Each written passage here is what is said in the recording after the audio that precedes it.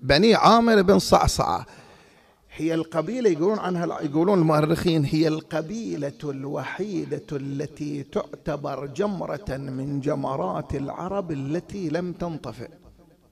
شوف هاي الفحولة من العرب شنو يعني؟ قالوا العرب القبائل الكبيرة المعروفة بعددها وعدتها يسمونها جمرة، جمرات العرب يسمونها جمرة. زين هاي الجمرة ليش يسمونها جمرة؟ لأنها متقدة لا تنطفئ. زين شلون حافظوا على نفسهم أنهم جمرة لا تنطفئ؟ ليش يعني ما تغيروا ما انطفت جمرتهم عبر الزمن، يعني تمر سنين؟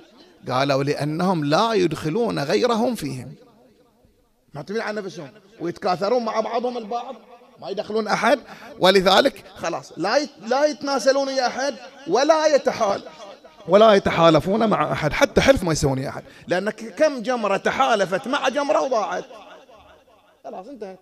عقب سنين الجمرة الثانية تطفح هاي تنطفي. يقول لك بني عامر بن صعصعة هي جمرة لم تنطفئ. هاي من المسائل المؤكد عليها عند المؤرخين. إذا اخطب لي امرأة قد ولدتها الفحولة من العرب، تعال تعرف على هؤلاء بني عامر بن صعصعة، وإن شاء الله خلال سلسلة عقب مولد الزهراء.